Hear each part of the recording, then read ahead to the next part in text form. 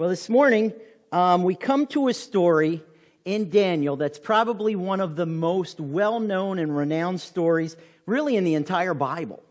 And so it's kind of exciting to talk about it this morning. It's found in Daniel chapter 3. So why don't you turn to Daniel chapter 3, and as you turn, let me set the stage for what we're talking about.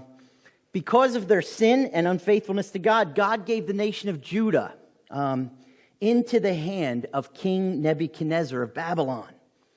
And we saw that happened about 605 BC. And among the treasures that were taken from Jerusalem and Judah, the best and the brightest young men of Judah were also taken captive into this strange land with many different gods that was far away from home.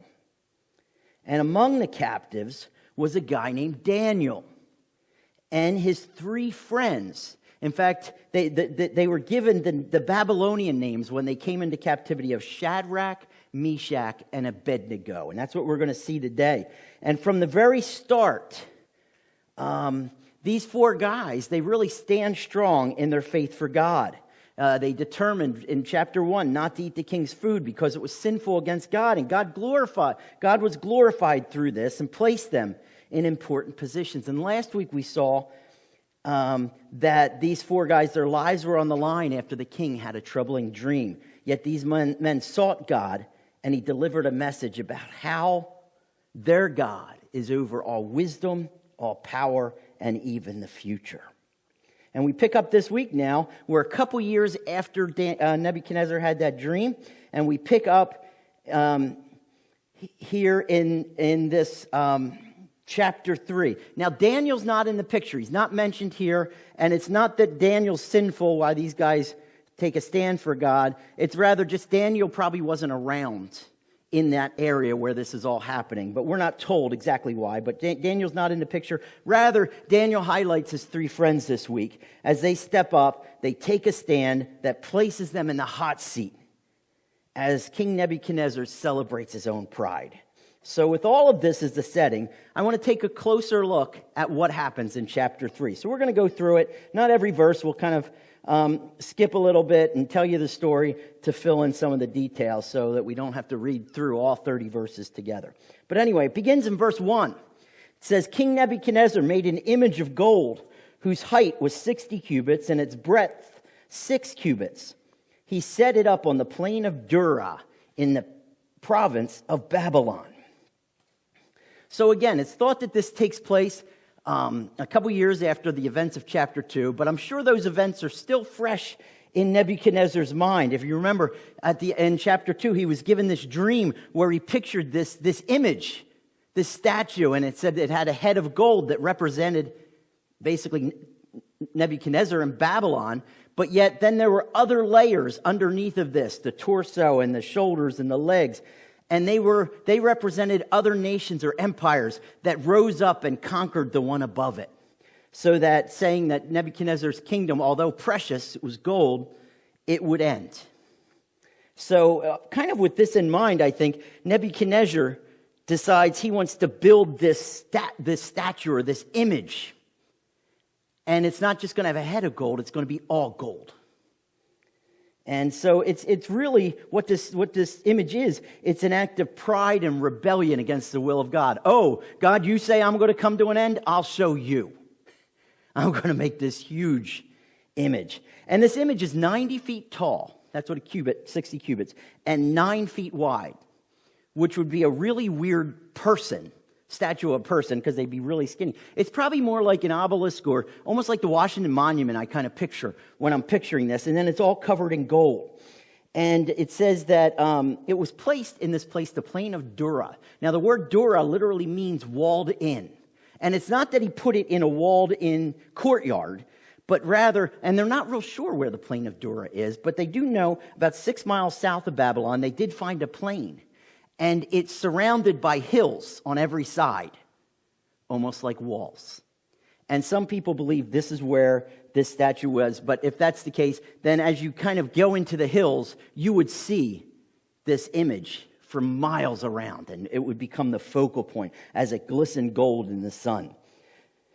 So Nebuchadnezzar builds this. It's no small feat to build this. I mean, it took a lot of time and all of this. And he declares a dedication for this image. And he invites all the political figures. We see in verse 2 and 3, the satraps and all these people. They're basically political and military figures over the province of Babylon. And all these dignitaries from around the empire. And they came and they stood before this image.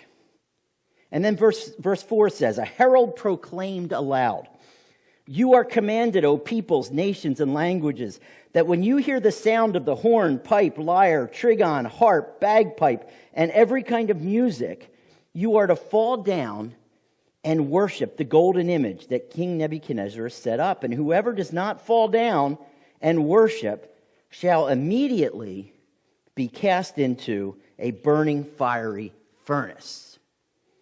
So here's the deal. Again, this is quite a production. It's taken a lot of time, and Nebuchadnezzar even puts this all to music, and they're called, and the description of all these instruments, when they play, it's almost like a worship music to call, to draw people to this, right? To draw people near. And this was all designed, the worship of this image is designed to unite the people of the Babylonian Empire in idol worship. If you remember, Babylon is the city of idols. The kind of the source of all idol worship in the world at that time.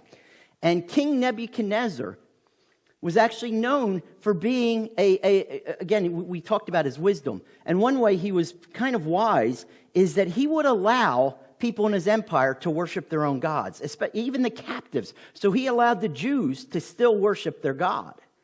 He didn't take that away. But what he did was he said, but we have many gods. In fact, Nebuchadnezzar was a polytheist. He worshiped many gods. And as a polytheist, he's saying, so we can have all of these gods here. And what he does is he builds one central one that he says, this is going to unite everybody, at least that we'll be worshiping one God amongst all the others, but one will be everybody's focus.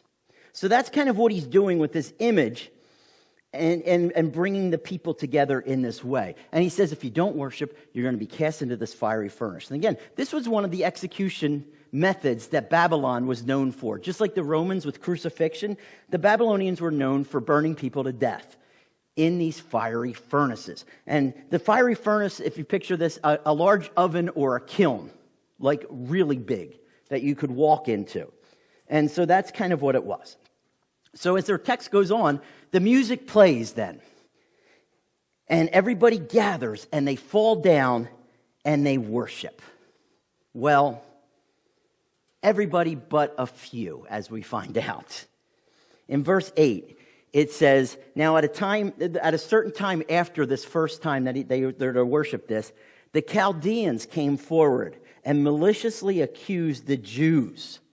In fact, they come to Nebuchadnezzar and they butter him up. Oh, king, live forever. You're so great. And you've said that people were supposed to, when the music plays, people are supposed to come and worship this thing. And if they don't, they get put in a fiery furnace. Well, we need to tell you something. Verse 12. There are certain Jews whom you've appointed over the affairs of the province of Babylon, Shadrach, Meshach, and Abednego. These men, O king, pay no attention to you. They do not serve your gods or worship the golden image that you've set up. So this is getting a little bit personal. If you remember, these Chaldeans are mentioned earlier in the book. They aren't political figures as much as they are religious figures or astrologers. And they're part of this group that Nebuchadnezzar put together called the wise men. So they're part of that big group. And the Chaldeans kind of are jealous of Daniel and his friends. So they're eager to rat them out or take them down. If you remember, after this education program in chapter 1, this 3-year education program where he brings these men in, God blesses Daniel and his friends, and the king says they're 10 times wiser than anybody in my entire empire, including these Chaldeans, and he puts them over them. So now they get passed over by these captives. And then in chapter 2, what happens is the Chaldeans were brought in when Herod had this dream and said, tell me what the dream is in the interpretation. They were unable to. Yet Daniel and his friends seek God, and they're able to. So they look bad. And then again, Daniel's put over more of them and given more power over them. So they have this beef, basically, with these four guys because they worship God. And they've kind of risen in the ranks. And this is something we all need to kind of realize. When we stand up for God and we do these things, we're going to face opposition. We're going to have people that are against us. And I'm sure you can probably think of people that maybe that sometimes can try to just pick at you sometimes. And that's what these guys are doing. Anyway, when they tell the king about this, and it's Shadrach, Meshach, and Abednego, he's furious. Now, why is he so furious? Well, again, he went to all this effort, and it makes him look a little bad, especially that some of his own leaders don't do this. And these are guys that he's been really good to, right? He's honored them above others. So he's probably feels a little slighted and also embarrassed and unappreciated. And he's like, how could these guys do this, right? And the Chaldeans then bring these three men to the king, thinking, well, they didn't do this, and the king is just going to throw them in the furnace. But the king doesn't do this. Again, it kind of shows you some of the respect the king has, but also that the king is pretty wise. So they bring these three guys in front of King Nebuchadnezzar, and the king says, well, is this true? Is this really what happens? So in a sense, he's kind of giving them a chance to speak for themselves. He also is probably checking the Chaldeans. He knows the Chaldeans are probably out to get him, so they'll say anything, and maybe they're making this up. So let me hear it from their own mouth. And he says, is this true? And we're never told that they give King Nebuchadnezzar an answer. Instead, the king gives him another chance, and he says, all right, here's the deal. Whether it's true or not, the music's going to play again. We'll do this again. And the music's going to play again. And you guys just bow down in front of this image. You don't really even need to mean it. You know, it's just for show. But just bow down in front of everybody, and all will be forgotten. I'm not holding anything against you. But he says, if you don't bow down, this second chance I'm giving you, then you're going to be thrown in this fiery furnace. And he says something very interesting. And he says, and no God will be able to save you. You think you're going to be okay? No God will be able to save you. Now, this is a pretty bold statement by King Nebuchadnezzar. He's kind of crazy in this because he's not only putting himself above Shadrach, Meshach, and Abednego's God, the God of Israel, he's putting himself over all gods, even the gods that he claims to worship. Right? Because he says no God. He doesn't say the God of Israel won't be able to save you. He says no God, even my own gods. So you know what, in essence, Nebuchadnezzar's doing here is he's putting himself over all gods. And he's saying, I'm in charge here. I make the rules. I say what happens. And what I say goes. And so that's kind of the attitude here. He's in charge. But look at verse 16. We're halfway through this chapter. We finally get to hear from Shadrach, Meshach, and Abednego. And it says, they answer the king. And they said to him, O Nebuchadnezzar, we have no need to answer you in this matter. If this be so, our God whom we serve is able to deliver us from the burning fiery furnace, and he will deliver us out of your hand, O king. But if not, be it known to you, O king, that we will not serve your gods or worship your golden image that you have set up. So in essence, these guys are like, we don't need to think about this. We don't even need a second chance about this. We kind of know how we're going to respond. And here's how we're going to respond. We trust that our God is able, is powerful to deliver us from the fiery furnace, which is a direct opposition to what the king just said. No God will deliver you, will be able to save you. And they're like, but our God can. Our God is able to save us out of this. And even if he doesn't choose to deliver us, maybe God doesn't, but he can. It's not his will. They said, that won't change anything. We will never bow to your gods. We will never fall down and worship them. It's pretty strong, isn't it? It's an amazing stand. It's an amazing stand that these guys are making. And what a way to go out when you're facing death. And you just stand there and say, no, we won't fall. And you know, like these men in their day, We live as strangers today in a strange land. In fact, if we belong to Jesus and we hold faith in Jesus, this world is not our home. And even though this world is increasingly opposed to God, we're called to faithfully follow him and honor him right here and now in our lives. In fact, before we look at what happens next in the story, we'll leave it as a little cliffhanger here. I want to take a moment to highlight from this stand of Shadrach, Meshach, and Abednego and how they make this stand.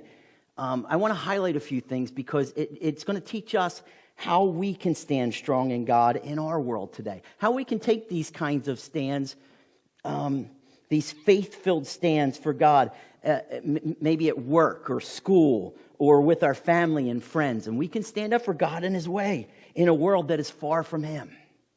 And what we discover from Daniel 3 so far is that faith-filled stands in God are, first of all, proven through practice. These kinds of stands are proven through practice. What we see through these three men, these three men, the stand that they took to not bow or fall in worship, it was something that just didn't happen in a moment.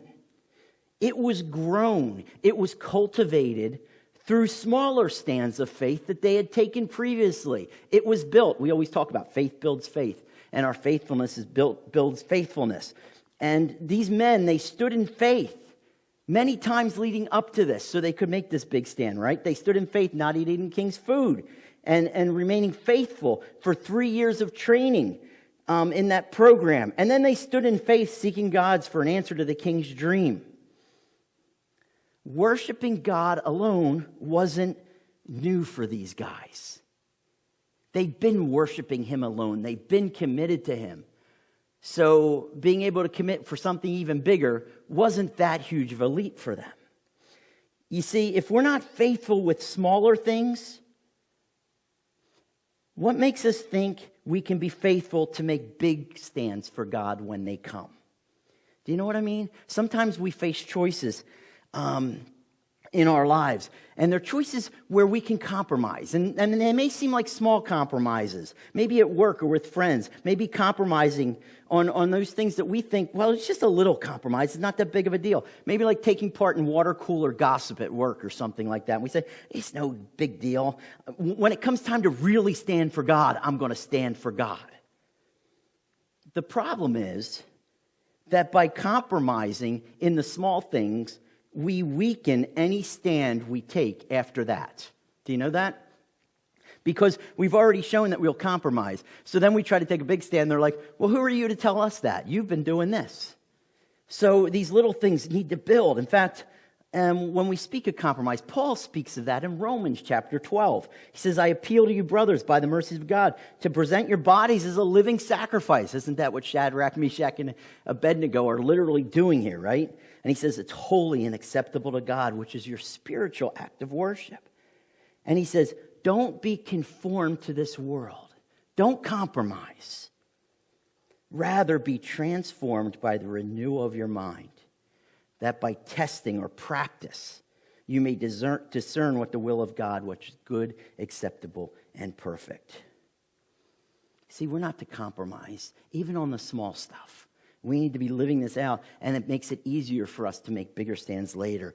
And this stand of these men, it wasn't only proven through not compromising, but also it was proven through the way that they stood for God here. If you notice that, it talks about everybody bowed. And it doesn't say that Shadrach, Meshach, and Abednego, they didn't bow. In fact, they stood up in front of everybody and said, no, this is wrong. They didn't make some big, militant thing going on to scream it or hold protests against this law of the king trying to get things changed. Rather, you know what they did? They stood personally for what they believed, and they did it respectfully. They didn't even stand to make a scene of themselves. They just said, this is what we believe, and we will stand in what we believe. And they did it personally and respectfully. I sometimes wonder in our world today if sometimes we as Christians don't spend more time and energy crying out and trying to get laws to change and morality to be legislated from the top down, rather than simply living faithfully for God first and foremost. Do you know what I mean by that? And I'm not saying we shouldn't care about getting laws in place that value God and His way. Laws like that on life that we celebrated this week, or even marriage. But what I'm saying is we should care more about valuing these things and following God things in our own lives and our own decisions. We should be doing that first and foremost. You see, what's happened is we call for changes to the abortion laws, and we want all of these things changed. But do you know what? When you look at the statistics, there's still a lot of professing Christians that are out there getting abortions. Maybe we take a stand there first. And we talk about marriage and valuing marriage, yet the divorce rate is almost as high among Christians as it is among non-Christians. Maybe we should stand up for those things personally first, and then allow God to use us to get things changed. And sometimes I think we get that backwards in our energy, and we think, well, that's not as important. This is the most important, that we personally live out our faith and our stands in God, because that's going to reveal character, and it's going to reveal God to our world. You see, our stands are proven by practice, and when we practice those things we stand for in God, our stands become more impactful. So that's the first thing we learn. The second thing we learn is that from these men is that faith-filled stands in God are also anchored in God's sovereignty. Here's how they're able to make this stand: because they're trusting in God's sovereignty, that God is in control. In making their stand not to bow and worship this image, and even when giving a second chance, these men stood not on the fact that God's going to reward them if they stand for Him, not even that God will rescue them, but they stand for the reality, and in the reality, that God is in charge and He can do anything. In fact, they even said, right, God is able to rescue us. He's able to deliver us. But they also didn't put this demand on God and said, so God, you better deliver us. Instead, they rested in His will, and they said, well, even if He doesn't, we still will not stand for your God. We'll only stand for ours.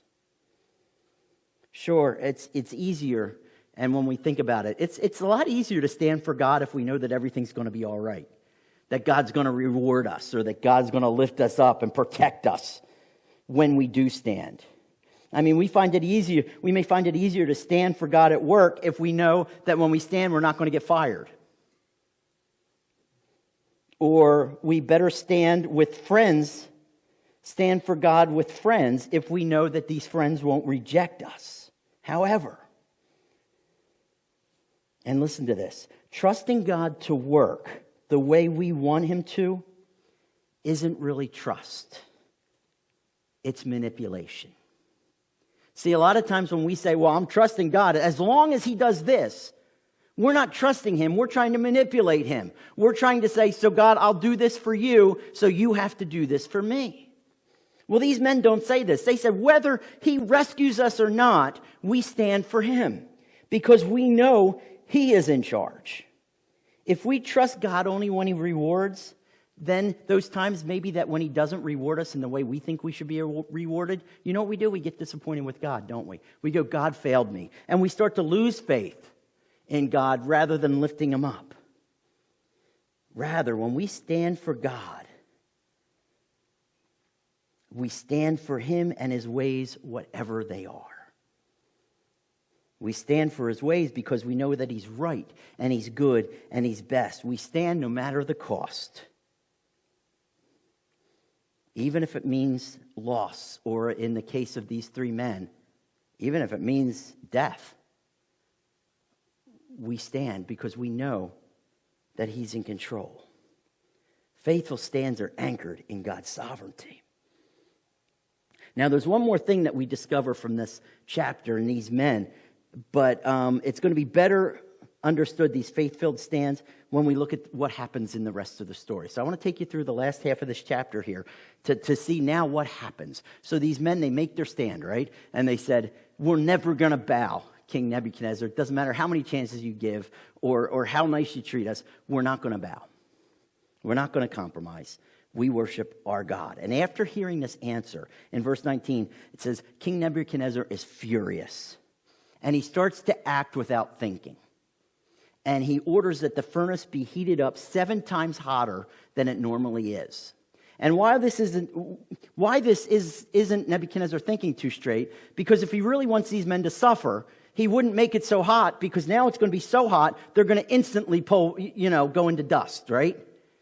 Rather than suffering burning. He should have lowered it a little bit, and so that they roasted longer. But instead, he wants to heat it higher, right? And then what happens when he heats it higher? It says that the men were taken just as they were in all the clothes they came in, and they were bound with ropes. And then he took some of his mighty men, some of his guards, and he said, you guys throw him in the fire. And when they go to throw him in the furnace, since it's so hot, these guys burn up and they die. So Nebuchadnezzar ends up losing some of his best men. Now, these furnaces, again, they had some sort of viewing area. I don't know if it was a ledge or what, but the king is viewing it, and he looked to see that these rebels, these Shadrach, Meshach, and Abednego, are consumed. But when he looked, he found something pretty astonishing. Look at verse 24. It says, Then King Nebuchadnezzar was astonished and rose up in haste.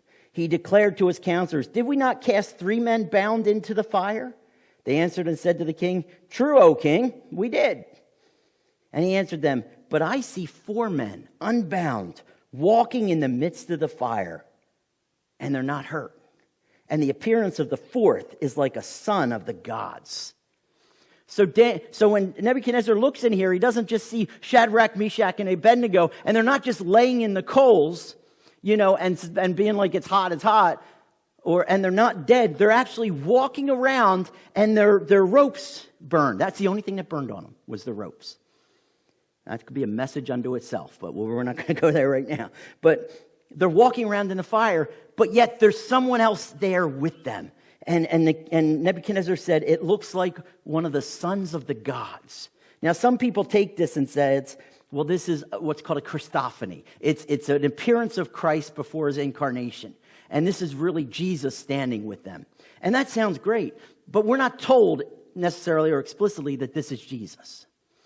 It could have been an angel that God sent to stand with these guys. God had sent angels to other people like Elijah to help him out and things like that. So that's not unprecedented. But we're not told it's just an angel. But we're told it's this heavenly being, obviously, that God sends. And whether it's Jesus or it's an angel, the important thing is that God comes to stand among them, to encourage them as they make this stand, and to keep them safe. So that's pretty cool. And so he notices that, right? And it says, he came near to the door, verse 26, of the burning fiery furnace, and he declared, Shadrach, Meshach, and Abednego, servants of the Most High God. Pretty cool, isn't it? Come out, come here. Then Shadrach, Meshach, and Abednego came out of the fire. Notice he doesn't say, hey, you 4 guys in there, come out. He only does the 3 guys he knows. He's not even touching this heavenly being, right? I mean, he's probably scared to death of what this could be. So he calls the 3 out. And when he calls them out, it says they came out, not a hair on their head was singed, not a piece of clothing was burned in any way. And they didn't even smell like smoke. Now, I don't know about you, but if you have a fire pit and you sit out by the fire pit and you're sitting there and the smoke's coming, you're not even in the flames, you're just near it. My clothes smell for weeks after that, Everybody knows that you've been around a fire. These guys didn't even smell like they were around a fire. This is miraculous. This is something only God can do, right? It's impossible except for God. And this fact isn't even lost on Nebuchadnezzar, because look at verse 28. Nebuchadnezzar answered and said, Blessed be the God of Shadrach, Meshach, and Abednego, who has sent his angel and delivered his servants who trusted in him and set aside the king's command and yielded up their bodies rather than serve and worship any god except their own God. Therefore, I make a decree, any people, nation, language that speaks anything against the God of Shadrach, Meshach, and Abednego shall be torn limb from limb, and their house is laid in ruins. For there is no other God who is able to rescue in this way. Isn't that amazing? Nebuchadnezzar now goes to praising and honoring God. He doesn't honor these men, right? He didn't say, man, these guys, what great faith they had. Man, look at these heroes. Sometimes we think of great stands with God and we're like, I'm going to be a hero for God. Nebuchadnezzar isn't noticing these guys. What he sees is their God. Now, it says in the last verse that he does promote them back to their positions and things like that. But what he first notices is he says, it is this God. And people say, man, Nebuchadnezzar finally came around and now he got saved. I don't think he got saved or anything like that. Remember, Nebuchadnezzar is a polytheist. He worships many gods and he says, this God is a great God. In fact, he's greater than all my gods. So he's not giving up his gods. He's just saying, this God is so much higher. So he's not saying he's the only one, but he's the best one. And that's kind of how he looks at this. And he recognizes that our God is the God of gods, and he honors him. And this reveals from these men in this faith-filled stands that these faith-filled stands in God are ultimately for God's glory and not our own. And this is kind of how it ends with these guys, is they took this stand for God and his ways, not for personal reward, not so they would look great, not that they would get a raise or promotion at work, or not that they would be honored among everybody else or celebrated, but rather so that others would see and honor the one and only God. You see, sometimes we make stands for God and we're like, everybody's going to see me and they're going to say, wow, what great faith you have. That shouldn't be our motivation for taking stands with God. Our motivation should be so that others see God. Isn't that what Jesus talked about in the Sermon on the Mount, where he said that we are a light of the world? A city on a hill cannot be hidden, nor do people light a lamp and put it under a basket, but on a stand so it gives light to all in the house. In the same way, let your light shine before men, not so they honor you, but so that they may see your good works and give glory to your Father who's in heaven. You see, this is why we're to stand for God. Not so that we're noticed or rewarded or celebrated, and not so God will work for us the way we want him to, but rather so that others may see the greatness of our God. Remember, this is the theme of all of Daniel, is that God is always faithful and God is in control, and we should trust in him. And it's so that others may see the greatness of our God, a God of not only power, but also love and grace and salvation for all who come to him. So, what opportunities has God placed before you?